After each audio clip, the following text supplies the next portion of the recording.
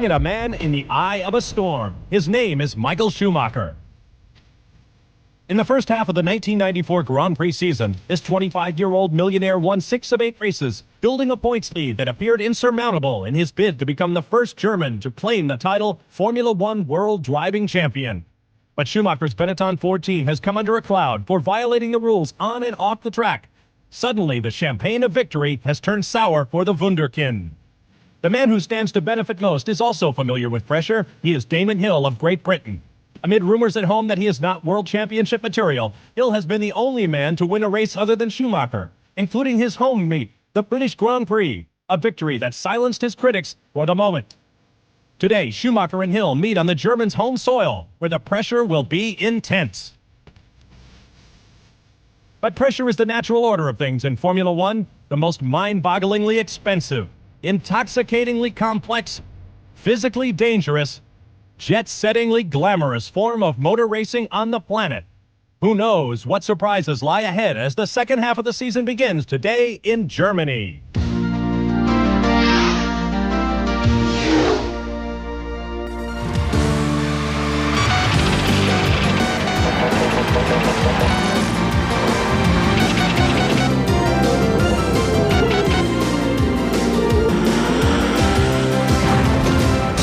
ESPN, the world leader in motorsports coverage, presents Speed World.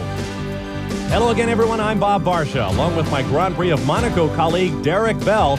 Welcome to the beginning of the second half of the 1994 Formula One season, the Grand Prix of Germany. For this 9th race of 16 in the 1994 Formula One Championship, we come to the village of Hockenheim and the Hockenheim Ring. Not the most interesting circuit of the year, but certainly among the very quickest, with top speed being the absolute priority. Now, we've all learned a lot about rules most recently. Let's go back 3 weeks to the British Grand Prix and watch the second car in line, Michael Schumacher, who passes pole sitter Damon Hill on the formation lap before the green light. That is a technical violation of the rules for which Schumacher should have started at the back of the grid. He did not. He was allowed to start the race right up front. Officials assessed a 5-second time penalty and then a black flag, which Schumacher did not acknowledge. And that is when Schumacher's misdemeanor became a felony in the eyes of officials. While his team argued, Schumacher stayed on the racetrack, eventually coming in, but much too late, and under the rules should have been excluded from the race. Once again, the officials erred. They did not exclude him. He was allowed to continue to a second-place finish and pick up 6 World Championship points, though he was fined $25,000 at the time. Then, on Tuesday of this past week, Schumacher and the Benetton team were called before the international governing body, and the penalties began to mount. He was excluded from the results of the British Grand Prix, and so this 33-point lead at the end of the day at Silverstone in Great Britain became a 27-point lead when Schumacher was pulled. Now, in addition, Schumacher was handed a 2-race ban, and depending on what the rest of the drivers do, that could produce a 20-point swing in the World Championship. The team was also fined $500,000 for not bringing him in under the black flag. In an unrelated event, the team was also fined $100,000 for providing tardy access to computer codes, which it turned out Schumacher could have been using an illegal driver aid, and we'll have more about that as the day goes on. Derek Bell, Schumacher not the only one touched up in Paris. That's right, Bob. On the last lap of the British Grand Prix, Hakkinen and Barrichello are fighting it out for 4th place. Hakkinen moves back in on Barrichello, and off they go. Hakkinen into the sand trap, and Barrichello staggers back to the pits road. Hakkinen finally finishes in 4th place. After any situation like this, both the drivers have to be called up in front of the stewards. Neither of the drivers went to this inquiry. For that, they received a 3-race probation, facing a 1-race ban if they digress during that time. Both drivers accepted their penalty, as did Schumacher, and those controversies have formed the backdrop for today's most important German Grand Prix. We'll have news of Ferrari, which appears to have made a big step forward this weekend. Stand by. This ESPN Speed World presentation of the German Grand Prix is brought to you by Haviland Formula 3 Motor Oil. Add more life to your car. By Mazda, it just feels right. And by your local Yamaha dealer, who invites you to see their exciting line of motorcycles, ATVs, and snowmobiles.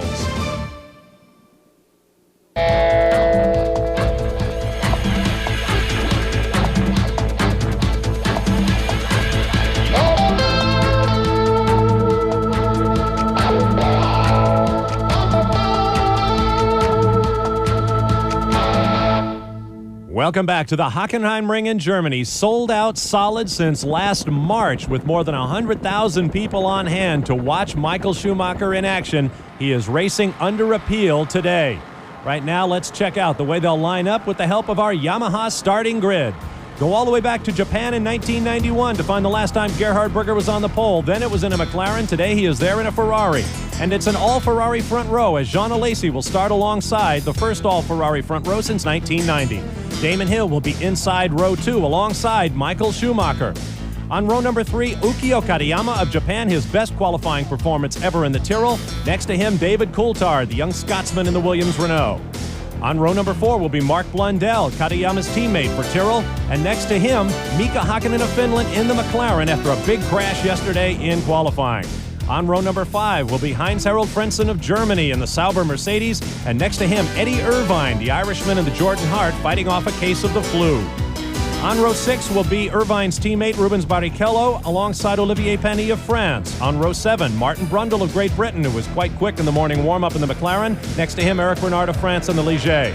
On row number 8 will be Johnny Herbert of Great Britain in the Lotus. Next to him, Gianni Morbidelli of Italy in the Footwork Ford. Row 9 will be Christian Fittipaldi of Brazil in the second Footwork, next to the Sauber Mercedes of Andrea de Cesaris of Italy. On row 10 will be Jos Verstappen of Holland, who has hit just about everything at this racetrack and spun when he wasn't hitting something. Next to him, Pierluigi Martini of Italy in the Minardi. On row number 11, Alessandro Zanardi of Italy in the second Lotus, next to the LaRousse Ford of Eric Comas of France. Row 12 will be Michele Alboreto of Italy in the Minardi, the only man in this field ever to have won the German Grand Prix. He did it at the Nürburgring. Next to him, Olivier Beretta of Monaco in the LaRousse. And the final row, David Brabham of Australia, having crashed his Simtech in testing at Silverstone last week. Next to him, his teammate, Jean-Marc Gounon of France. The only drivers not to qualify, Paul Belmondo and Bertrand Gachot for the ill-starred Pacific Ilmor team. Here's a look at our conditions at post time. A very, very hot day, 90 degrees, very little wind to cool things down. Partly cloudy skies, virtually no chance of rain.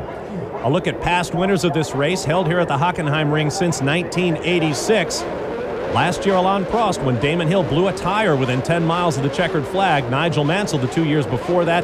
And the late Ayrton Senna, one of the most successful drivers ever at the German Grand Prix with 3 victories. When Michele Alboreto won this race back in '85, it was at the new Nürburgring in northern Germany. You see the cars with engines fired on the starting grid. The racetrack has been modified slightly. Some of the curbs have been lowered, and one of the chicanes has been changed as well as renamed this weekend. Let's take a look at the racetrack, Derek Bell.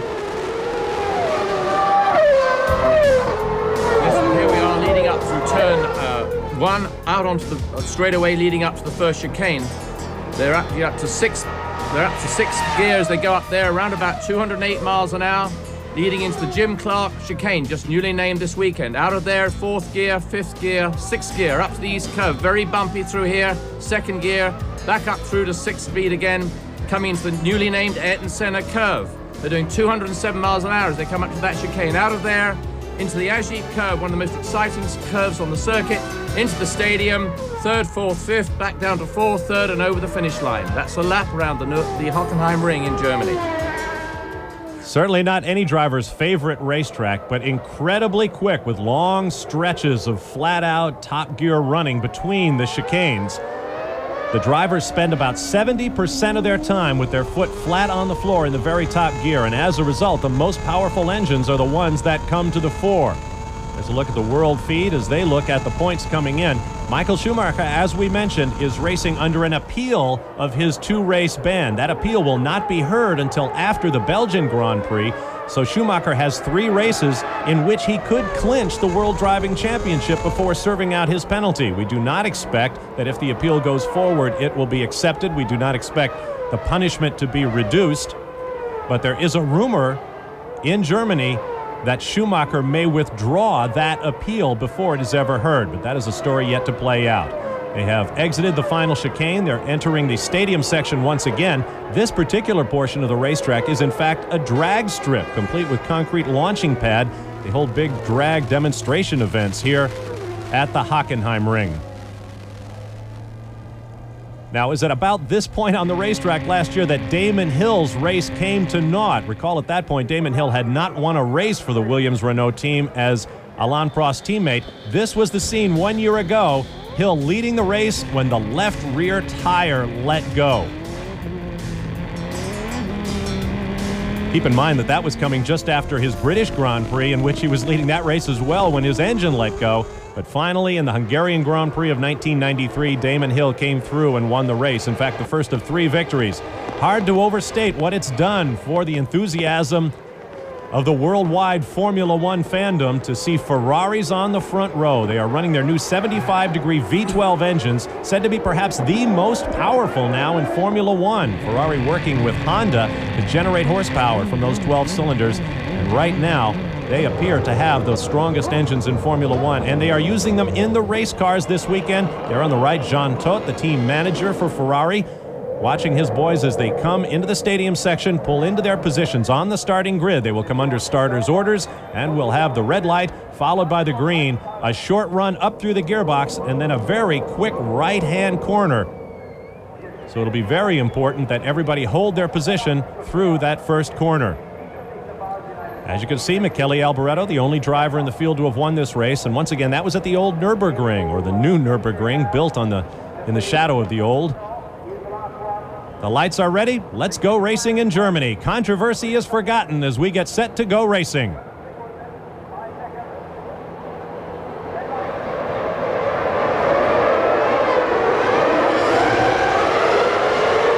Away they go, 4 and 5 wide. We have a collision at the back of the field as Gerhard Berger leads them into one, and Hakkinen spins off the racetrack and pounds the tire barrier.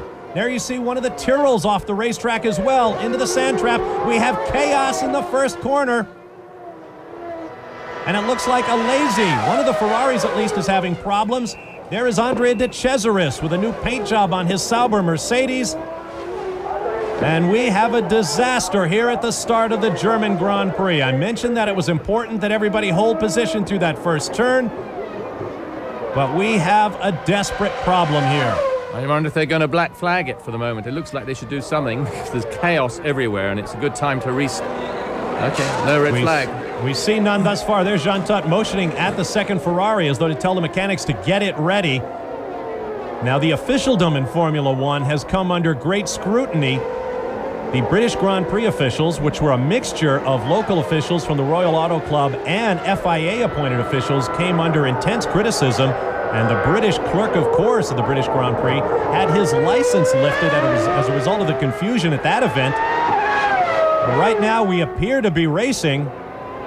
Yeah, they're really going for it. I mean, they don't know what's happened behind them, so they're quite happy to tear away at the front, and they're not going to give anything because this is very important to get themselves nicely, firmly into the lead. Down back into the stadium section, plunging from out of the forest in front of this huge crowd. You see Berger there is well away ahead of Schumacher. Obviously, there is still no flag out, so it looks like they're going to continue round and the race is well underway. Oh, his yellow flag's waving everywhere. But of course, there is chaos through this first turn. As we can see, there's cars everywhere littered about the circuit. No official word yet on how many cars are out of the race. But as Derek mentioned, they are scattered everywhere. Right now, it is basically Gerhard Berger and Michael Schumacher who have opened up a huge lead on the field. And it looks a little as though there is a Tyrrell right behind. It looks as though it's Katayama, of course, or else Blundell. There is David Coulthard in the pits. The front wing is deranged on his Williams-Renault. There are new rules coming into play this weekend. Each of the cars, Damon Hill is in as well, just behind him, so the Williams team having a horrible problem here. They're not even looking at his car, so obviously there's something quite major there. That looks Hakkinen's car, who has spent a lot of time off the road this weekend. And the two at the front are going for it. The two real pros are out there going for it. Gerhard Berger, the pole sitter for the first time since Japan in 1991, trying to end a 58-race non-winning streak for Ferrari, the longest the team has ever suffered through. It looks like Schumacher is setting himself up to go by Berger fairly early on in this race. Looked as though our friends from the World Feed were every bit as confused as everybody else here at the racetrack in Hockenheim today. With no running order, we do know that up front it is Gerhard Berger in the red number 28 Ferrari and Michael Schumacher just behind. Yeah, I think there'll be quite a roar in a minute when Schumacher takes the lead, and it can't be long before we get there. You notice just how much the cars are sliding around, so much more than they were earlier, due to this stepped bottom on the car and all the regulations that have changed the handling of the cars. They're much more nervous now, and the drivers aren't at all happy with it. Let's take another look at the start, see if we can figure out what happened. Now the cars begin to roll away. You see one of the Tyrrells, I believe that's Katayama there, diving for the middle of the track, hoping to improve his position. Chaos at the back as several cars collide, and then Hakkinen makes a sharp left directly across the bows of everybody and finds himself hard into the tire wall. There is the Tyrrell. There you see it looked like Martin Brundle's car pointing in the wrong direction coming off turn 2. There is Jean Alesi's Ferrari parked forlornly out there in the section in the run-up to the first chicane. This is now the Jim Clark curve, known as a Bremskurve or braking curve in German. Just shortly beyond this curve, on the left, behind the crowd, behind the fence there, is a granite memorial to the late Jim Clark, who died in a racing crash in a Formula 2 race back in 1968. And Derek Bell, you were a part of that race. Yes, I was, in fact. It was my first foray into Europe as a Formula 2 driver, as a professional. And I remember being actually ahead of Jimmy on the grid, and there he was, my real hero, my world champion, and I was ahead of him, and he had this tragic crash all on his own in the pouring rain out there. There you see the order: Berger, Schumacher, Katayama, Olivier Panis in the Ligier, Eric Bernard in the other Ligier, and Jos Verstappen, a very unusual leaderboard there. Then Morbidelli and Fittipaldi in the footwork cars, Eric Comas, Olivier Beretta, David Brabham, and Martin Brundle. So an extraordinary and dramatic start to this race. We'll be back live to Germany. Back live at the Grand Prix of Germany, where our field of 26 has been cut to 15 at a first corner series of accidents. Gerhard Berger leads Michael Schumacher. There are the leaders coming at you at some 200 miles an hour. The red Ferrari of Gerhard Berger of Austria and Michael Schumacher in his Benetton Ford racing under appeal this weekend from a 2-race suspension for activities at the British Grand Prix. Bob Varsha, Derek Bell with you. Some 150,000 people here, 55,000 seats in the stadium section sold out to watch this man, Michael Schumacher, race. He says the reason he filed the appeal was so that he would not disappoint these fans. And it should be said that the fans have not been entirely great hosts this weekend. The Williams team has taken to going in and out of the racetrack out of uniform, in their street clothes, because on Friday, their team bus was attacked by a crowd who beat on the sides of it with their fists. They're blaming the Williams team for Michael Schumacher's problems at the British Grand Prix, which of course is totally unfair. No, it was actually Schumacher's problems himself that created the situation, but there we go. It's very interesting to note just how fast the Ferrari really is, because Schumacher can only stay in his draft. He can do nothing about overtaking him, and he's staying there, and you'd think that he'd be able to make advantage of slipstreaming and dive by, and of course that's really what he's wanting to do. Those chicanes are really rough. The east curve, that section there, is very, very rough on the cars. And just coming up now to what we call the third chicane, or the Ayrton Senna chicane. In fact, they have put like an extra chicane just before it to slow them down even more. There's now a second gear corner. There is Martin Brundle, who has set fast lap of the race thus far. His teammate Mika Hakkinen has walked back to the pits and told reporters waiting there he does not know what happened to him. He was hit from behind and then spun off the racetrack into the tire barrier. And that is certainly consistent with what we saw as the car made a quick left turn, bounded across the gravel trap and into the tire wall. Into the stadium section another time. Gerhard Berger, who has done so much maturing in this desperately heartbreaking year of 1994 in Formula One, with the deaths of Roland Ratzenberger and Ayrton Senna, who was one of Gerhard Berger's best friends in Formula One. But rather than leaving the sport, as many people thought he would, Berger said, "I realize more than ever that racing is my life." And so this once happy-go-lucky Berger has become a leader of Grand Prix drivers in their quest for greater safety in Formula One. Here's another look at the start as the Ferraris lead away and chaos breaks out at the back.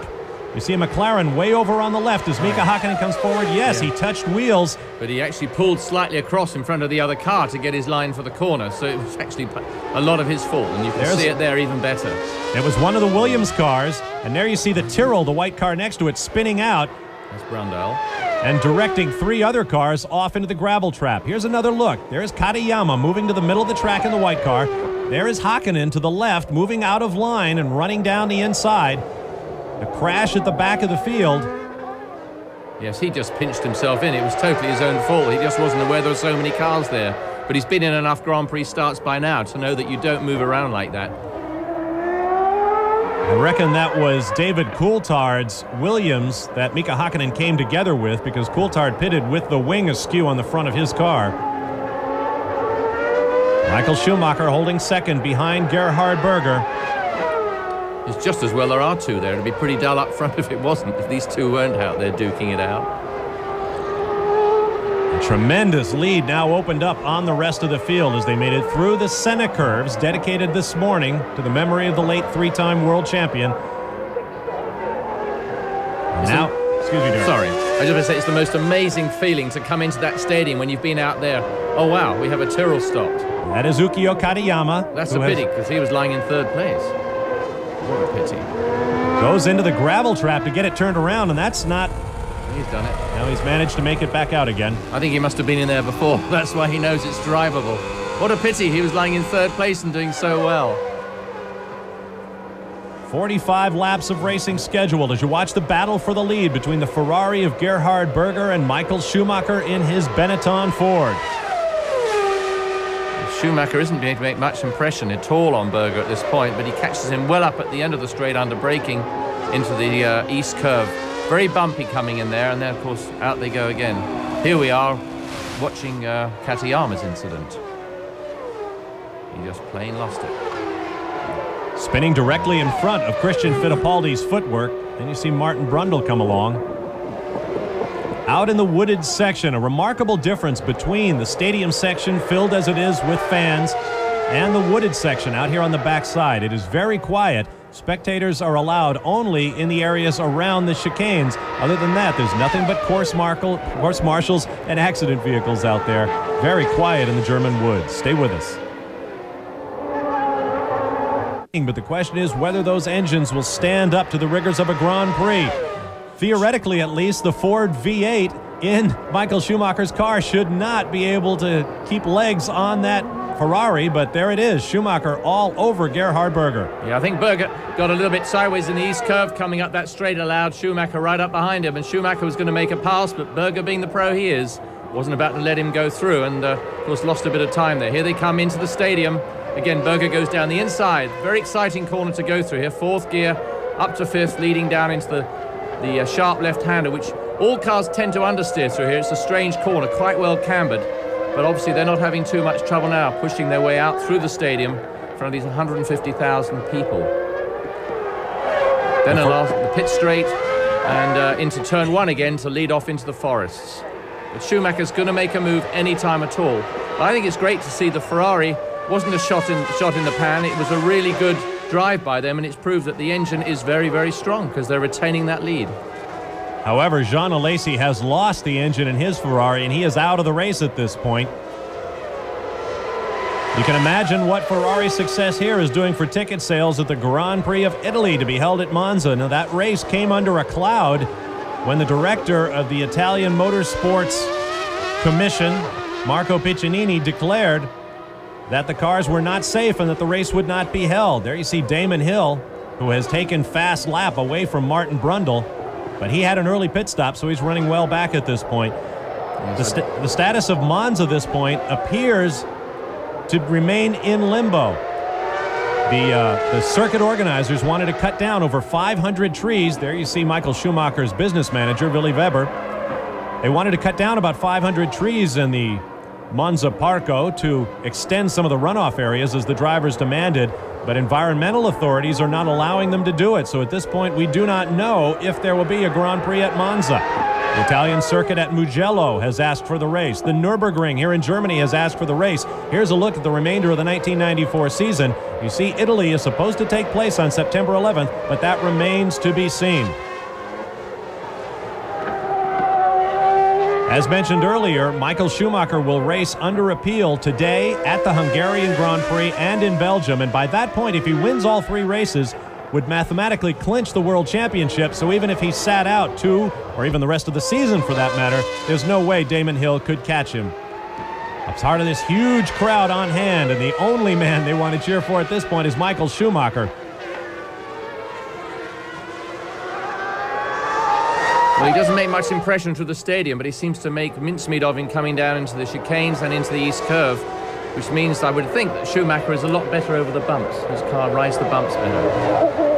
There you see Damon Hill doing everything he can to get back in this battle. He has reset fast lap.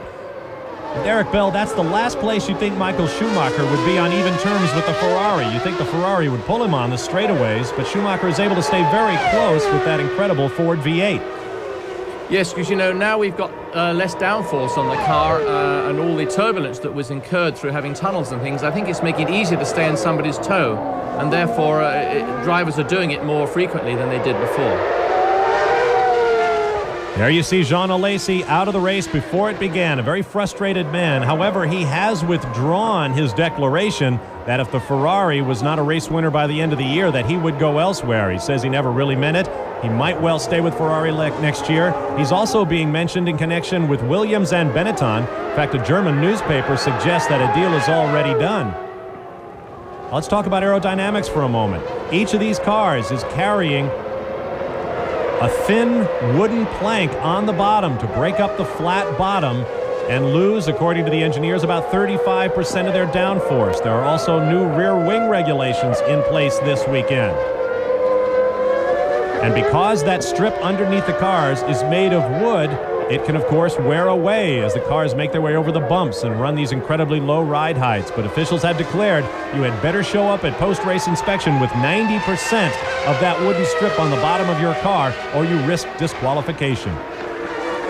That's a little bit tough, I would say, wouldn't you, to sort of go into scrutineering wondering whether you've worn your wooden bottom away or not. Because how do they know at this stage just how much it's going to wear away? They haven't done a Grand Prix before, and every circuit varies. So if they just happen to be skidding on the bottom of it a few too many times, they could be out of their results, and that's pretty tough going. Still, there have to be rules, I suppose, but some of these rules are a little bit weird. Jean Alesi talking with Jean Todt. Sorry, I was going to say, it seemed like he got a bit involved at the start in the Chamois, and it makes you wonder whether maybe he over-revved it in the shambles. The race goes down at a furious pace here in Germany. We have 10 laps complete of the 45 schedule. Gerhard Berger leads. Stay with us. Back live at the Grand Prix of Germany here on ESPN. There you see Gerhard Berger in the red number 28 Ferrari trying to hold off Michael Schumacher in his Benetton Ford. Behind them, Olivier Panis runs third, his best performance ever in the Ligier, helped by a start line or first corner series of accidents that took 11 cars out of this race. Now there is Damon Hill. He pitted with suspension damage, being involved in one of those accidents. He now runs 14th on the racetrack, but he has set fast lap. Behind Panis, it is Eric Bernard, Jos Verstappen, and Martin Brundle in the 6 points paying positions. Here are the cars out of the race. Jean Alesi with what we are told is an engine problem. Mark Blundell off into the gravel traps. Mika Hakkinen, who was hit from behind. Heinz-Harald Freundsen, Eddie Irvine, Rubens Barrichello. The entire Jordan team is out of this race. Johnny Herbert in the Lotus, Andre De Cesaris in the Sauber Mercedes. And that's not all. Pierluigi Martini in the Minardi, Alessandro Zanardi in his Lotus, and Michele Alboreto, the only former winner of this race, is out as well. So a terribly disappointing start to this event. There you see World Feed Graphics telling us where we are, and Schumacher pits. Could not get around the Ferrari, so he has decided to stop for new tires and give himself a little clear racetrack. It looked rather as though there was a McLaren sitting there in the entrance to the pit road. Do you see it? There was somebody standing, or a car standing there, just as Schumacher went by, unless it was part of the incident. Now, this is an early pit stop. We were told most of the teams plan one stop. Perhaps Schumacher, knowing the superiority of his equipment, plans a two-stop race. We do not know. There is a pit lane speed limit once again in effect, as there will be for the foreseeable future in Formula One. 50 miles an hour in practice, 75 miles an hour in the race. Martin Brundle has now brought his McLaren into the pits as well. There you see Eric Bernard in the Ligier, Jos Verstappen right behind him. Those are the 4th and 5th place runners. So Michael Schumacher pitted in 2nd place. He is back on the track. now in 5th place. Tactically, that might have been a very good move by Benetton, because Michael wasn't able to get by Berger, and he was therefore probably losing a bit of time per lap. So they thought, bring him in, put the tyres on now, and then he can go out and lap quicker than he was before, and therefore make up time to benefit him when Berger should make a stop. So the order is now Berger, Panis, Bernard, Verstappen, Schumacher. And we'll have a new 6th place runner in just a moment as Martin Brundle has taken the opportunity to pit.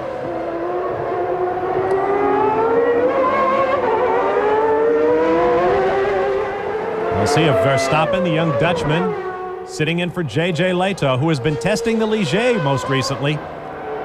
And doing some good times, I know. On remark on. Very good times, driving the Ligier Renault faster than its regular drivers, Bernard and Panis.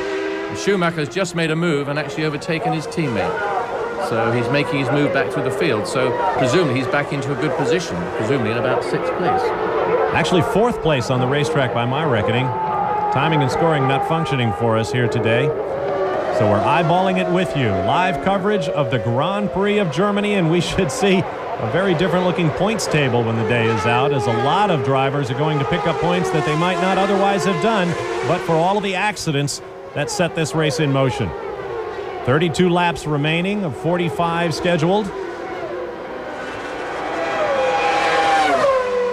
Michael Schumacher has made his way around Bernard as well. I should point out we do not have timing and scoring here. As you see, it is on the screen occasionally. And so we'll use World Feed graphics to keep you up to date on where everyone is in the event. Schumacher back up into 3rd spot. It's just remarkable to me that nobody in the second of Benetton seems to make it go very fast. Verstappen's had many instances in practice and, of course, ended up about 2 seconds a lap slower in qualifying than Schumacher. Makes you wonder just how good Schumacher really is. He obviously is outstandingly good and has developed as the season's gone on. It does help to have a winning car and a great team behind you to feel confidence, and he's obviously capitalizing on that, and we're seeing a great driver in the groove right now. I had a long conversation with J.J. Leto in Canada in which he said there's no question the entire team is pulling for Michael Schumacher. The team is built around him, and that's the way it is in Formula One. When you have an outstanding driver who is the leader for the World Championship, he is going to get the attention, he is going to get all the new bits. Well, that's exactly what Gerhard Berger was only saying a little while ago in his article about driving along with Ayrton Senna. And he said, the whole team was behind Ayrton, and I didn't realize that. I went there. I must have been so naive to go to McLaren, knowing that the team was going to be behind Senna. And you wonder why he didn't get the latest mods. But then Senna was spectacularly good. Schumacher kind of picking his way through that corner. He now runs in 2nd place, having gotten around Olivier Panis in the blue Ligier just behind him. And it would be nice to know just how far behind he is. David Coulthard has taken fast lap, but he too runs well back, having been a part of that first corner series of Le Grand Carambolage, the big crash, as they say in French. Another look at Schumacher making the pass for 2nd place on Olivier Panis, parting the young man from his highest ever Formula One running position. It is Berger, Schumacher, Panis, Bernard, Verstappen, and Morbidelli with more pit stops to come. Nightmare Formula One could out. have. But it's out just as quickly as it started. That was Verstappen's Benetton, I believe, there just as he came in to refuel. The thing they've been worried about for so long, and then it happens. It had to happen. It just looks as though it isn't too major, but it wouldn't have been too nice for the driver, but it was very brief. Very brief, but very hot. A huge plume of flame. And as you can see, someone is down in the pit lane. There is Verstappen's Benetton absolutely coated in firefighting chemicals. Flavio Briatore, the team manager, takes a walk around. When refueling was brought back to Formula One this year, everyone said this is the danger. Just the smallest fuel spill could generate a huge inferno with these pressurized fueling rigs. Let's see if we can take another look at it. What a disaster, and I just pray that no one was seriously hurt. Now here's a look at the car. They're about to attach the fueling rig, a very high-tech fueling rig developed by a French company that works on aircraft. And as you can see, an absolute explosion of fuel. Evidently, it did not engage properly And then the inevitable as it ignited, and you can see just how much fuel was spilled. These rigs run under pressure, and so there was fuel everywhere. And there you see the devastating explosion. You cannot believe that fuel could get in so many places so quickly. Ironic that we should have had exactly the same fire in 1985 in the 1,000-kilometer race in the Works Porsche, and I was sitting there on the jacks when the same thing happened. Exactly the same thing, in the same heat. There is the car pushed back into the garage. No word yet as to any injuries, but we did see at least one person down in the pit lane.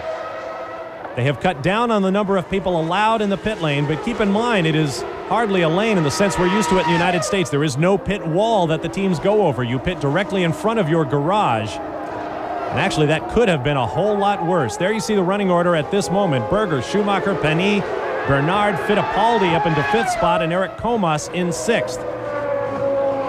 Unless things have changed, I don't believe that everybody in the pit road actually has to have flame-proof material or clothes on, and I think this is very silly. The mechanics are allowed to wear shorts and short-sleeve shirts, and this to me is ludicrous, and eventually they will follow Indy cars, as they have done over many things regarding safety, and we will benefit from it in Formula One. It seems to take a major incident to actually change the rules to where in America we seem to have things going pretty right as far as safety is concerned. The 15 or 16 mechanics who actually work on the car up and down the pit lane do wear fire-resistant clothing, but as I mentioned, there is no pit wall, and you can be standing, as Derek mentioned, in your street clothes just a few feet away, as I'm sure many people were there. Now there's David Coulthard, who had the front wing on his car broken. I believe he is the car that came together with Mika Hakkinen. He has apparently stalled it now in the pit area.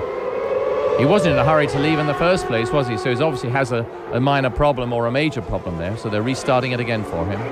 Engineer David Brown went over to have a word. You see the mechanics preparing behind for another pit stop.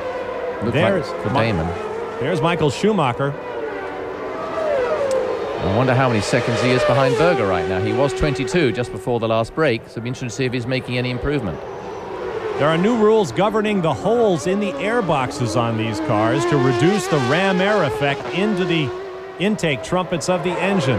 The hole through which the air can escape now has to be 1.5 times the area of the inlet behind the driver's head. As you see David Coulthard trying to figure out with the help of the team what is wrong with his car. It looked like, woo, Schumacher having a wild moment there. But I think you'll find that obviously with these gearboxes, they have a major problem getting it into the right gear, and sometimes it engages the wrong gear, and he, as you saw him go, he actually stalled it as he let the clutch out, or as it engaged.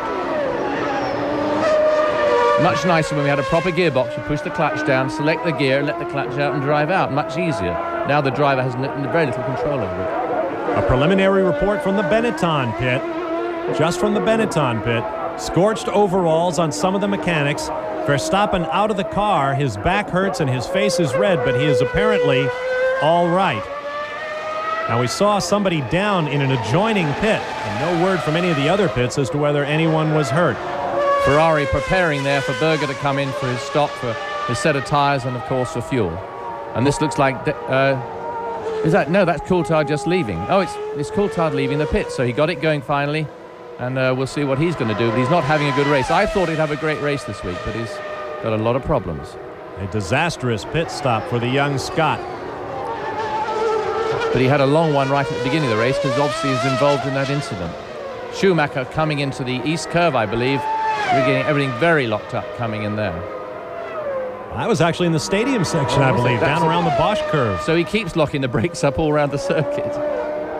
There you see the gap from first to second place, Berger to Schumacher. 20.058 seconds as Gerhard Berger pounds across the curbing in the Ost curve, the East curve. This was once a totally egg-shaped racetrack capable of phenomenal speeds. Cars were lapping back in the 50s at close to 200 miles an hour. But of course here we see that actually Schumacher has pulled in 2 seconds on Berger. So we'll have to see how sharp they are on their pit stop and if they can get him out quickly to sort of perhaps regain some of that lost time. Gerhard Berger through the Senna curves and through the shimmering heat on this racetrack. The temperature now over 90 degrees. Temperature on the racetrack, I would guess, well over 110 or so. Very hot work for the drivers remaining in this race, which by my unofficial reckoning is 10 cars. It'll just be interesting to see if Berger comes in this time. He's actually in the stadium section, and we saw the pit crew ready for him. So I wonder if he's just going to peel off and go in, but we can't see. No, he's not going to the pits. He's coming all the way around, and he's going down past the pit road now, probably the next lap. So Gerhard Berger soldiers on, and that's good news for Ferrari fans, the tifosi around the world. Should this be the end of that 58 race streak? We'll know in a long time. We are back live at the Hockenheim Ring in Germany. Bob Varsha, Derek Bell with you. There is the race leader, Gerhard Berger, in the Ferrari pits. But perhaps more important, out on the racetrack, running around very slowly with a very sour engine, is the second-place car of crowd darling Michael Schumacher. Yes, the engine sounded very rough just now, and he was being overtaken by people behind him. And here he comes, up into the pit road, into the pits, and there's nothing they can do. I think it's a terminal problem. I said a moment ago it'll be a long while before we know whether Ferrari has ended their 58-race winning streak. We'll actually know in a very short while, because this race only takes about an hour and 20 minutes. And you hear the engine switched off in Michael Schumacher's Benetton. All that fuss, and he's out of the race. You must be wondering now whether it was wise to have gone away and appealed. But there you go, that's motor racing. Well, there will be no points for Michael Schumacher today, and that means he will not clinch the World Championship by the Belgian Grand Prix. And so that appeal of his suspension in Britain suddenly looms quite a bit larger. If he is forced to sit out a couple of races, the championship suddenly becomes much more of a nail-biter. But he'd be biting his nails right now if he could get those gloves off, but he is very deep in thought as to all the implications of his engine stopping at this point.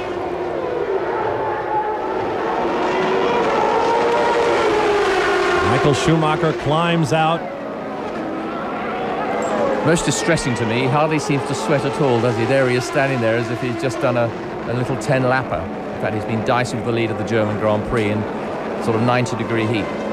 Certainly the fittest driver in Formula One. Yes, you were saying it's very difficult to work out that hard when you're doing testing and traveling and all the stuff that goes on, and it is difficult at that level to keep that fitness up. Winter is the time when you get in really good shape. It'll be interesting to see how many people remain in their seats. Here's something we haven't seen before. Olivier Panis and Eric Bernard in the 2-3 positions for the Ligier team. Christian Fittipaldi stands to pick up some useful points here, as does Eric Comas and Gianni Morbidelli. Yes, the Ligier team must be very, very happy indeed. And of course, we know somebody in the Benetton team that has an interest in the Ligier team, don't we? Here is the face cam on Michael Schumacher as his fate becomes clear to him.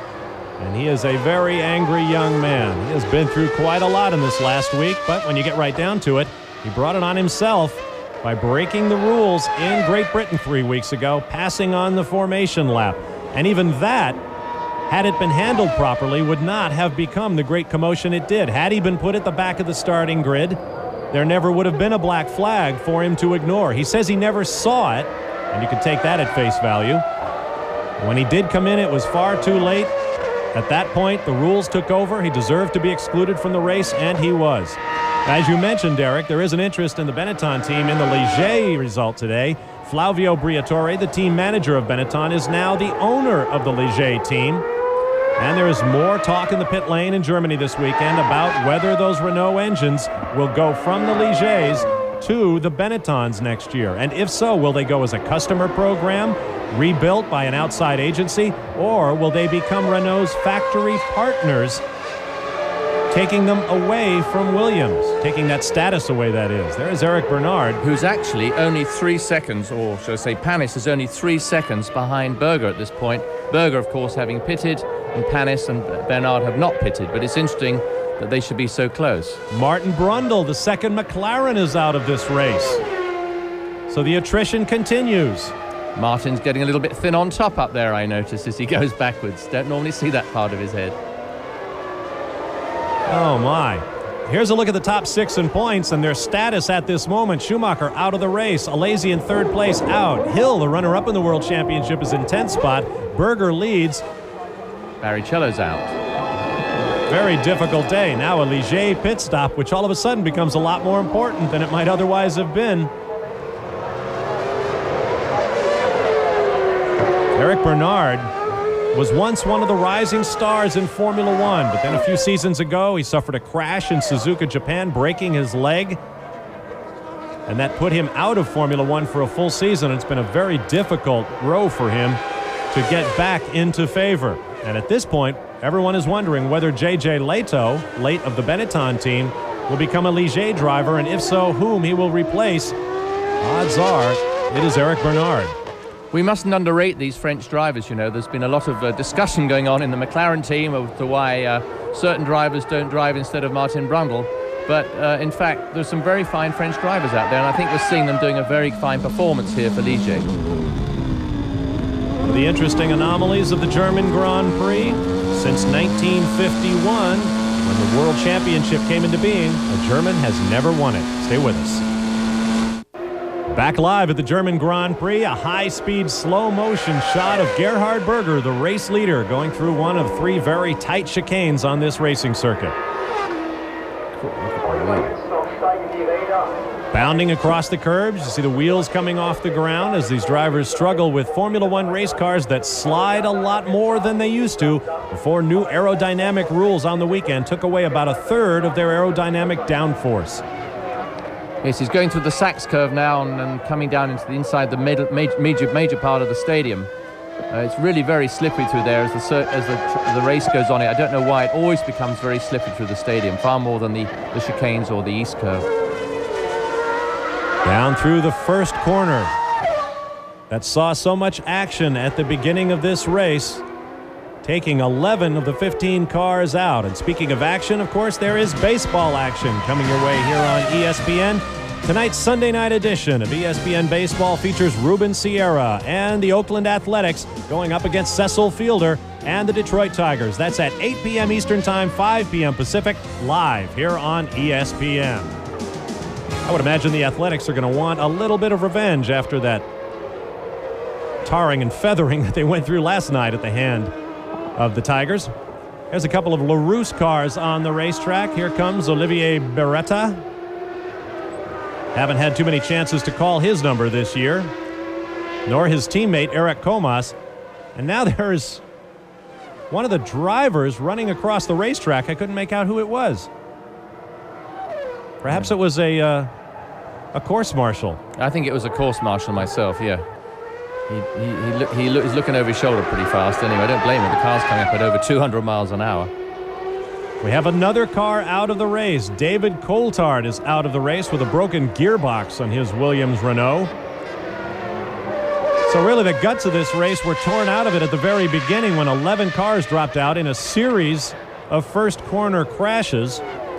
And since then, we have lost Jean Alesi's Ferrari, Martin Brundle's McLaren, and now David Coulthard's Williams. So fewer than 10 cars remain in the race as you take a look at some of the intervals on the track. Yeah, Berger's about 31 seconds ahead of Pani at this point, which is a nice little buffer to have, I think, plus the fact he's a lot faster driver. But what I think is lovely for them is the Ferrari can actually take it a little easy towards the end of the race, and that could be their saving grace. Let's hope so, because it would be wonderful to see a Ferrari win it. And Berger as well, after all the sadness and emotion he's had during this season, to actually have a good result. If anybody deserves it in the race, he does. Look at the footwork Fords running close together. Christian Fittipaldi in the yellow helmet and Gianni Morbidelli of Italy following. This is one of the teams perhaps most affected by the rules changes in 1994. At the beginning of the year, they appeared to have things pretty well in hand for Jackie Oliver's team. They are the leaders on the Formula One grid for races run without a victory, well over 150 starts, and they have never won a race. But just when things seem to be going their way just that little bit, as you see Damon Hill swinging into view behind them, the new aerodynamic and safety regulations came into effect, and they seem to affect the footwork cars more than most of the others. They've been middle to the back of the Packers and struggling most of the season. But now, thanks to all of the attrition in this German Grand Prix, they are in position to pick up some very valuable World Championship points. Up front, the red Ferrari of Gerhard Berger leads. Yeah, after the disappointment of the World Cup, I think Italy is now screaming yet again, and the flags are waving, and the bars are open, and the beer's free. So I'm sure there's going to be a lot of emotion there tonight. There is right now, but I'm sure there will be should he win. You'll note no tobacco sponsorship logos on any of the cars. That is also a law here in Germany. Berger, Penny, and Bernard up front. We'll be right back. Back live at the Grand Prix of Germany. Bob Varsha, Derek Bell, glad to have you with us on this Sunday morning. There is Damon Hill, who is slowly but surely working his way up the ladder. You see he has gotten around both of the footwork cars. So he's now up into about 8th place, I believe. Still not in the points, but there's still a long way to go. And he is charging. I wonder why it was he had those stops early on right at the beginning. I guess he thought something had been damaged in the incident, so he came in for security reasons, and I can hardly blame him for that. The word from the pits is suspected suspension damage. But as you can see, as you ride along with Damon Hill, the car appears to be working fairly well. Yeah, well, with a circuit where 70% of the time you're on full throttle with top speeds of 210 miles an hour, you can never be too confident. Here's a look at Damon Hill going around Christian Fittipaldi to pick up another place. Ooh, interesting shot through the little chicanes there.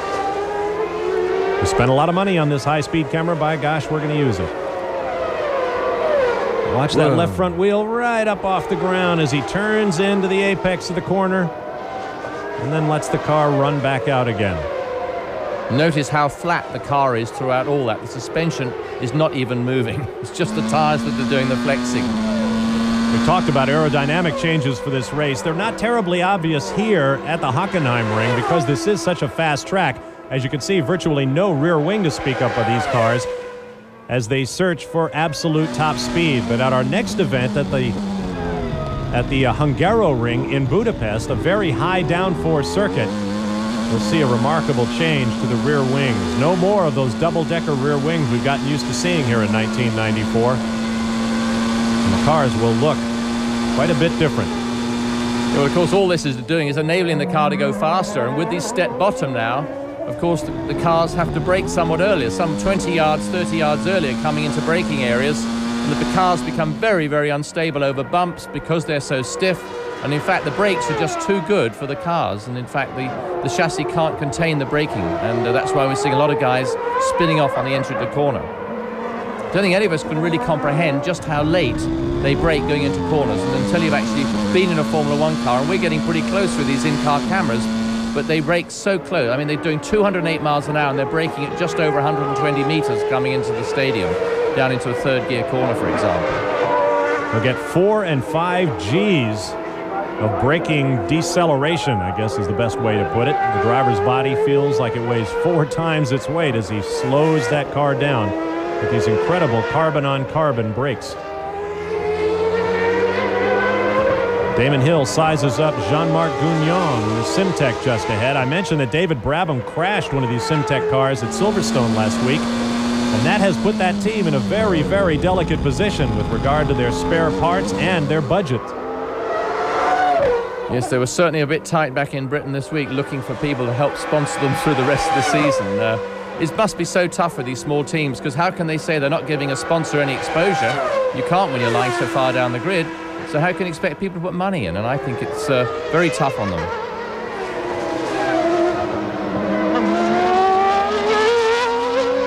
There's another look at race leader Gerhard Berger coming through the chicane. Watch for that left front to come off the ground as he turns in. There it goes. Yeah. And over the curb. No wonder he actually gets everything off the ground. Surprised he wasn't totally off the ground through there. Notice that the side pods on these cars are a bit further back as well.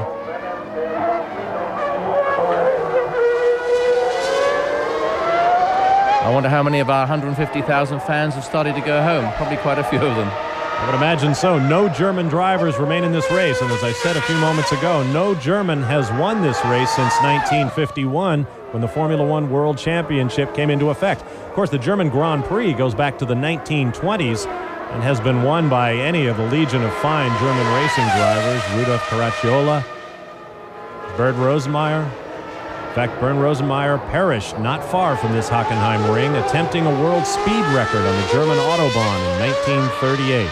We'll be back to Hockenheim. Celebration throughout the Formula One world. This race has seen a little of everything, including a series of first corner crashes that took out 11 cars. We have had a pit fire, No further update. We pray that nobody was seriously injured. Certainly no one on the Benetton team who was afflicted by the fire was reported hurt, but there were others very close in that pit lane, and information can be very hard to come by. Those of you who were with us for the Grand Prix of San Marino at Imola earlier this year know that some spectators were hurt at a start line crash there, and we didn't find out about that until much later on. But at this point, no reports of injuries in that pit fire suffered by Jos Verstappen and the Benetton team. You ride with Damon Hill as he continues to inch his way up. After barely escaping those first corner tangles, he has been passing cars left and right, hoping to gain ground. But as long as Gerhard Berger's Ferrari continues to run well, there is no hope of victory here for Damon Hill. It looked like he was overtaking an LaRousse there. Would that be right? Yes, it is. It was a LaRousse. It's Ligier there. Oh, Eric Bernard in the Ligier with the red patch on his helmet.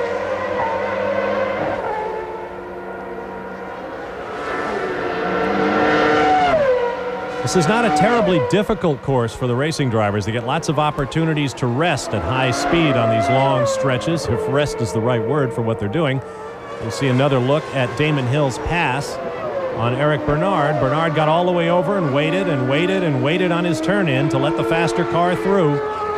So where does that put Damon right now? Because Bernard was in third place, but maybe he's a lap behind. We're about to find out. Ask and ye shall find out, my friend. There you see the running order, but Damon Hill, a lap back at the time, has not yet broken into the top 6. There you see him running in 9th spot, and only one other car remains on the racetrack, the 10th placed Simtech of Jean-Marc Gugnon. Well, I certainly see David Brabham in there as well, so just ahead of Hill. Be nice to see both the Simtechs finish after all the dramas they've had, and it gives them more confidence to raise some more sponsorship. We're well past the halfway point. Here's a look at our Haviland race recap. 1 leader thus far. Gerhard Berger has led every lap, and the list of cars out of the race is lengthy. I won't even attempt to read it for you. Most of these cars went out in a series of crashes at the very first corner. There was a big accident at the back of the field, and at the front, Mika Hakkinen tagged wheels with David Coulthard and spun across the bows of several cars, many of which went off and were trapped in the gravel trap just outside the first corner. Would you like to be in the stewards there trying to figure out who caused that incident? No, thank you. They do dive and weave all over at the start, and there's got to be some control over that, and that's why I believe they've got to go to rolling starts, as we have in Indianapolis and all the other IndyCar races. It's got to make it safer. Another look at race leader Gerhard Berger bounding through the Ost curve at the far end of the racetrack. This is the corner at which Nigel Mansell went straight on a couple of years ago in an epic battle with Ayrton Senna. It's also a corner at which Alain Prost went straight on a year ago and was rewarded with a stop-and-go penalty that had the little Frenchman absolutely furious. Prost is here this weekend, working as a broadcaster for French television. I would have thought it would have been better if Berger at this point wasn't bouncing off curbs. If I was him, I'd like to try and keep it nice and tidy. He's pulled away to 37-second lead. He doesn't need to bounce off curbs and put any more stress through the car than he has to. As you see, Ferrari can move back into a tie with McLaren International for all-time victories in Formula One with 104. But more importantly for Ferrari, it would end a long, long winless drought. Of course, we are a long way from the finish of this one. There you see the numbers on Ferrari. Their last win, Alain Prost in Spain back in 1990. Yeah, everybody gets very critical of Ferrari, and one mustn't forget they have been there virtually since the conception of Formula One racing. They've been there throughout. They build their own chassis, they build their own engines, they build their own gearboxes. Everything they do themselves. All right, some of it's done outside, but they don't go and get a Peugeot engine or a Renault engine or a Ford engine. Everything is done themselves, and one has to congratulate them on that, and one mustn't forget that when they have bad times. A little traffic here. The Simtech, Ligier, and Williams run close together. Damon Hill desperately trying to claw his way into the points. He knows there's a suspension in the future for Michael Schumacher, the World Championship leader, and if Damon Hill is going to make up ground, he has to make use of opportunities like this one. Gets around the Simtech, and Ligier lies ahead. we have to take a quick timeout. So we'll be back with more live coverage of the Grand Prix of Germany from the Hockenheim ring in just a moment. Back live in Germany, where you ride along with Damon Hill running a lap down at this point. Here's a look at our full field rundown with 32 laps complete. Gerhard Berger leading in the Ferrari over Pani and Bernard in the Ligets, Christian Fittipaldi and Gianni Morbidelli in their Footworks, and Eric Comas in the Larousse. Here is the rest of the field. Beretta, Hill, Brabham, and Gugnon. Only 10 cars remain from the 26 that started this race after a series of crashes and an engine failure, we are told, for that man, Jean Alesi.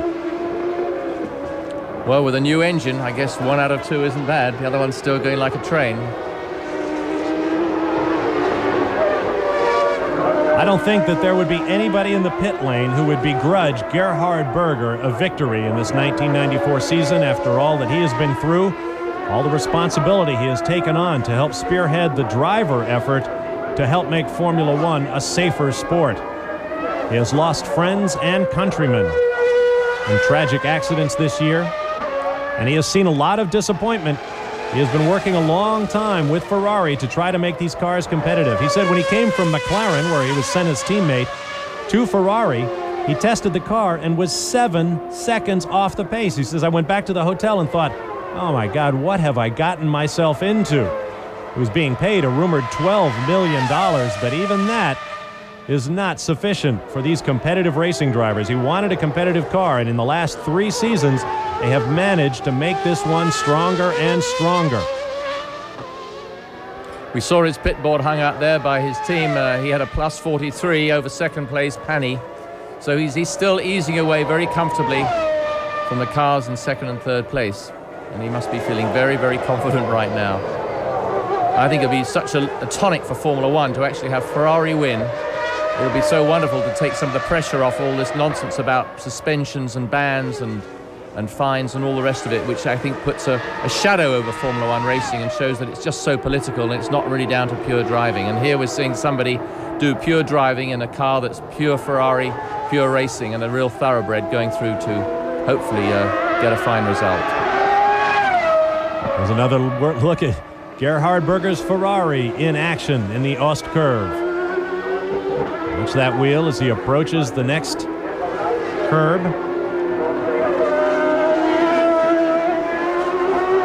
Pounding over it. Very little suspension travel in these cars. In fact, you probably saw just about all of it right there. Yes, you have to hit a curb. It's about 4 inches high to make the suspension move at all. Should Gerhard Berger go on to win this race wire to wire, he will take a fairly unique position in the history of this track. Nobody has ever taken pole, led from wire to wire, and set fast lap. Oh. Someone in a desperate lunge to get out of uniform. Oh, this is a replay of Jos Verstappen following that incredible pit fire. Yeah, he's putting lots of cold tissues on his face, and that's what you've got to do, is to put everything as cold as you can onto your face to get rid of the heat. And there was one of the mechanics. One of the mechanics was slightly injured, we are now told. There is Verstappen having been hosed down by the team. In addition to the flames, he also was doused in chemical extinguishant, and as a result, probably may have suffered some sort of chemical burns. The problem is, as well, is he actually inhales that powder, and that isn't at all pleasant, as I can tell you from my own experiences. It's nasty and actually can make you feel very, very poorly. It was a very, very dicey moment in the pits, but to the best of our information right now, nobody seriously hurt in that explosion of raw fuel in the Benetton pits. As I mentioned, no one has ever led this race from wire to wire at Hockenheim from pole to take the victory with the fast lap. Right now, Gerhard Berger appears to have the wire to wire part down.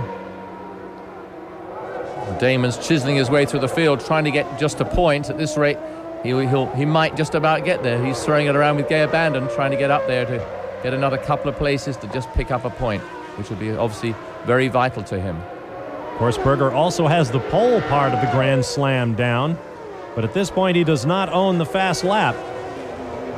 At this point, I would think he wouldn't even care about fast lap. The last thing on his mind. Should he win the race, it'll be the 9th of his career for Gerhard Berger.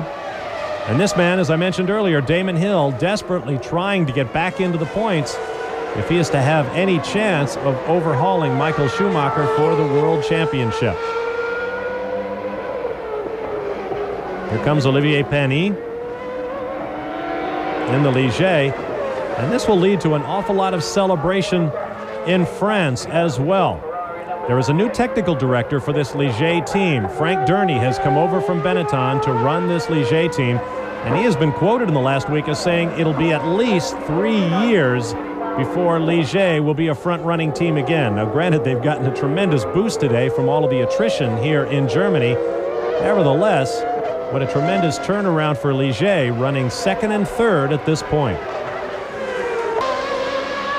Welcome back to Germany. Just your average Formula One race with a series of crashes that took out half the field at the start. We've had an explosion of fuel in a pit fire that it appears has not done anyone serious injury. And right there, lo and behold, something we've not seen before, a Ferrari out front as pole sitter Gerhard Berger seeks his 9th Formula One victory.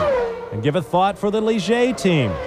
There you see the pit board for Eric Bernard, showing him his position at this point. Basically, stroke it on home, he's being told. Always a furious pace here in Germany, and today is certainly no exception. The race going down at tremendous speed. But he's noticed that actually Fittipaldi is only 9 seconds behind the Ligier. So it's pretty close there, although we're not seeing too much of it on the TV. An update on the Benetton situation following that pit fire I mentioned. Driver Jos Verstappen and 4 of the mechanics have been taken to the hospital at Ludwigshafen, just down the Autobahn, for a checkup. As you saw moments ago on videotape, everyone was walking around, dousing themselves with water and looking pretty much healthy, but they are being taken to the hospital for a checkover. Now the stewards are going to take a look at Mika Häkkinen's role in that first lap crash. You'll recall from the start, Häkkinen chose to go down the inside right up against the pit wall and then came across and arguably pinched Damon Hill and one of the Tyrrells, I believe it was Ukio Katayama, and wound up being thrown into the tire wall at the outside of turn 1 for his troubles. But apparently the stewards are going to take a look at Häkkinen's situation, and remember, he came into this race under probation for his action at the final corner of the British Grand Prix 3 weeks ago when he collided with Rubens Barrichello. And should Häkkinen be deemed, whoops, looks like David Brabham's Simtek is off the racetrack. Should Häkkinen be deemed to have been a little bit over-aggressive in his driving, he could be suspended. He has a 1-race suspension hanging over his head coming into this race. So Mika Häkkinen could have something to answer for. Now there is Jean Alesi. Boy, the thoughts that must be going through his mind right now. What might have been. He was on the front row, a rare appearance there for him. The Ferrari looked so strong. His teammate is leading this race from pole and may well win it. And Alesi can only stand there and look and think, that might well be me. Hard to believe now in his 5th year of Formula One, Jean Alesi has yet to win a race. We have another quick timeout in our future, and we'll be right back. Back live at the Grand Prix of Germany, where the Ferrari of Gerhard Berger is out front with the laps running down. There's a look at David Brabham making the long walk back to the pits following the retirement of his Simtek, and from where he parked out by the Ostkurve, it is a long way back to the pits around this 4.2-mile racetrack. But Australians are used to long walks, aren't they? I guess he is. David Brabham is going to be a father in the not-too-distant future. Congratulations to he and his wife. Right now, with that Ferrari out front, we have Ligier's in 2nd and 3rd position. And if you're just joining us, and you are a Formula One fan, you know that this is very, very much out of the ordinary to have a Ferrari leading the race in the late going and to have Ligier's running 2nd and 3rd as someone pulls off the racetrack. That looked like, was that one of the Ligier's? Ooh. Oh, I believe it was the other Simtek. That was Jean-Marc Gounon, so he may have suffered a problem similar to his teammate, and the other Simtek driver will now take a long walk back to the pits. Not quite as long. This is close to the first chicane. I hope it's not simple like running out of fuel. It shouldn't be at this stage of the game. It's fine they should both go off within a lap. You mentioned earlier, Derek, that a victory here for Ferrari would go a long way to assuage Italian bruised feelings following their loss in the World Cup. Those of you watching the World Cup may know that the Brazilians, on winning that race, dedicated and winning that event in front of a worldwide audience of billions, as you watch Olivier Panis on the super slow-mo, dedicated their victory in the World Cup to the memory of Ayrton Senna. Yet another reminder of the incredible grip the late three-time world champion had on his countrymen. It has now been learned that Senna has left several $1 million of his estate to help one of the pressing social problems in his native Brazil, and that is the problem of street children abandoned to the streets in Sao Paulo and in Rio. There's Niki Lauda, who suffered a terrifying crash and severe burns in the German Grand Prix at the Nürburgring back in the 70s. In fact, that was the last time this German Grand Prix was ever stopped, in 1976, when Niki Lauda had his terrible accident. He was driving a Ferrari. Now he is a consultant to the team. There is Jean Todt of France, who came over from the Le Mans winning Peugeot sports car effort. And he has made this once again a respectable outfit in Formula One. In fact, Gerhard Berger gives much of the credit to Jean Todt, saying, when I first came here, there was really no organization. I was used to doing things at McLaren, where they do things with military precision and tremendous planning. And Jean Todt has brought that attention to detail and proper planning to Ferrari. We are now on the road back. What a moment it might be for Gerhard Berger if he can pick up that 9th victory. We'll be back in just a moment. All-conquering V12 engine appears to have this race in hand. He may pick up his 9th career Grand Prix win.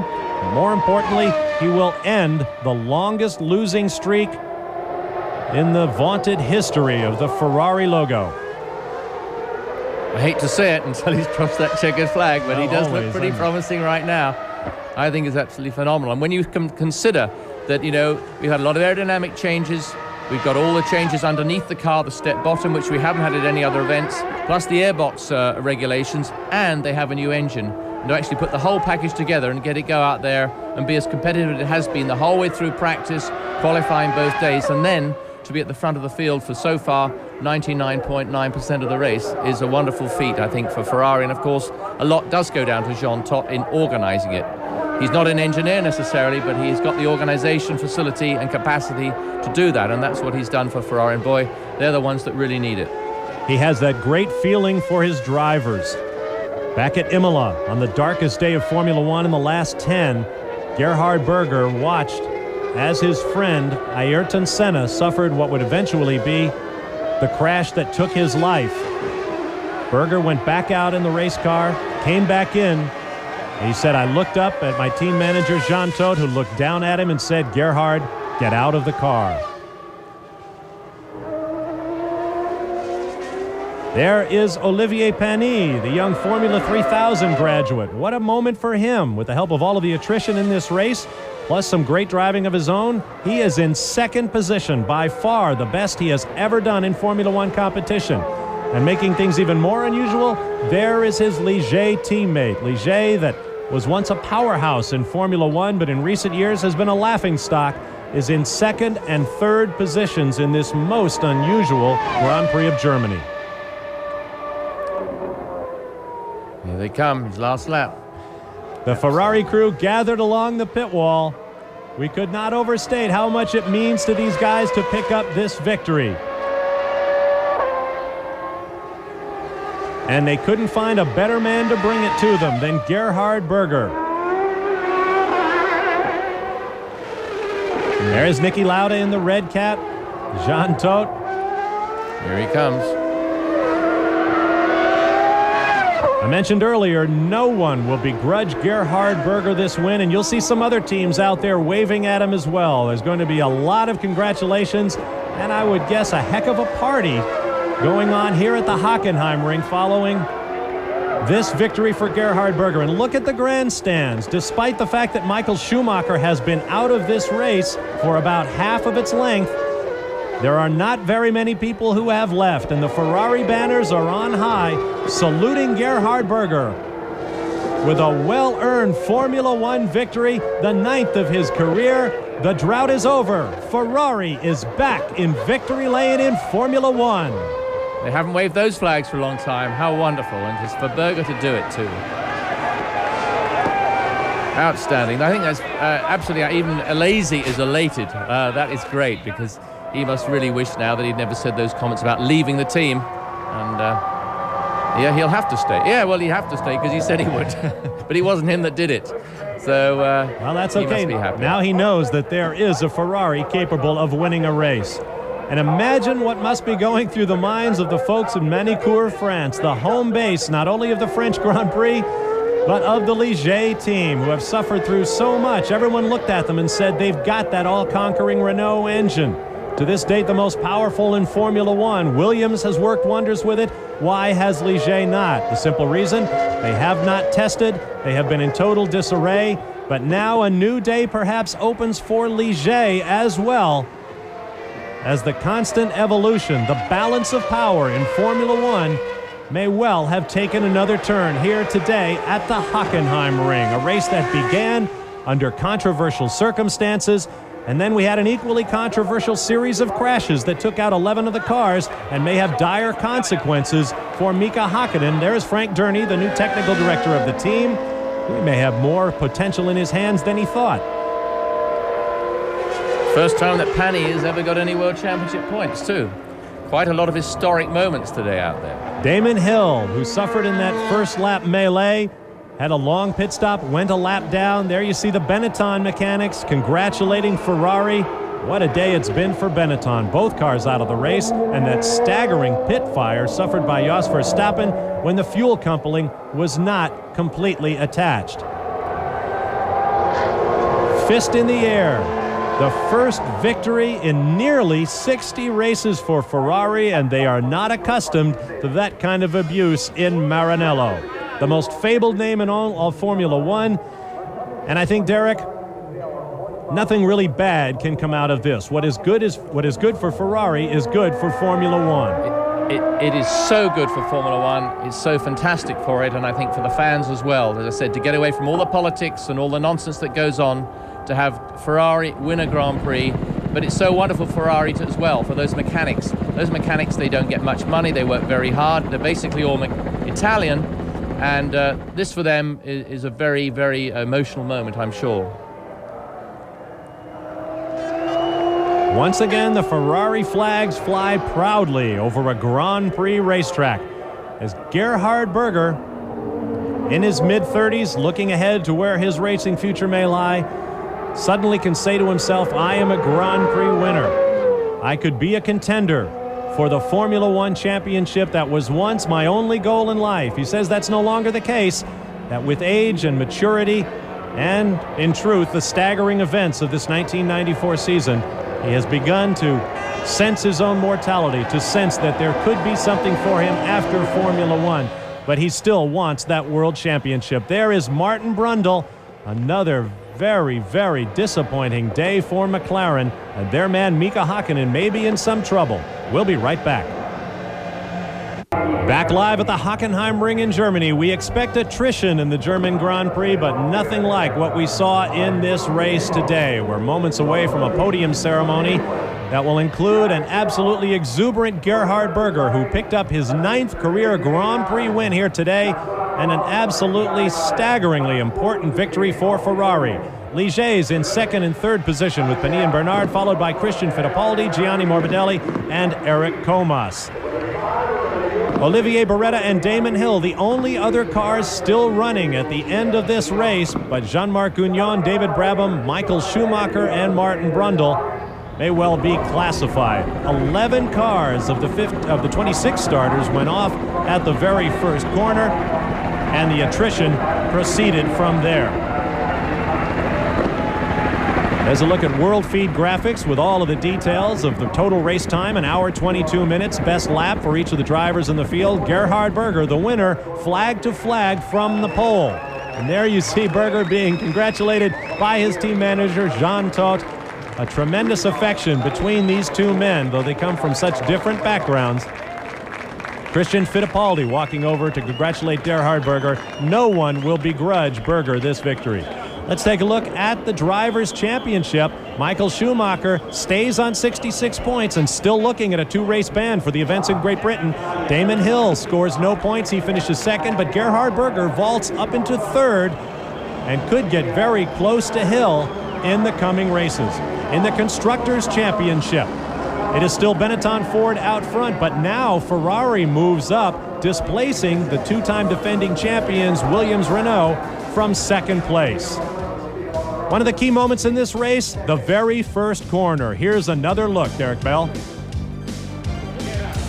Yes, there's a lot of shuffling going on there, and Fittipaldi's right there in the middle of the pack, moving around a little bit, but you see Hakkinen moving out to the left-hand side of our screen, and then, of course, starts to move back towards the middle just as he gets to the turn, and then... And that may cost Hakkinen a race in his future. And the other dramatic moment in the Benetton pit, when the fueling rig was not properly attached, and then the inevitable, a flash fire that fortunately, according to our information, did not hurt anyone seriously, although Jos Verstappen and several mechanics did go to the hospital for a checkup. Checkered flag coverage of the Grand Prix of Germany is coming your way Monday, August 8th at 1:30 a.m. Eastern Time, 10:30 p.m. Pacific here on ESPN. And our next stop will be Round 10 of the World Championship, the Grand Prix of Hungary, from the Hungaroring, Sunday, August 14th, 7:50 a.m. Eastern Time, 4:50 a.m. Pacific, live from beautiful Budapest. Congratulations to Gerhard Berger, to Olivier Panis, and to his teammate, Eric Bernard. I'm Bob Varsha for Derek Bell. So long, everyone.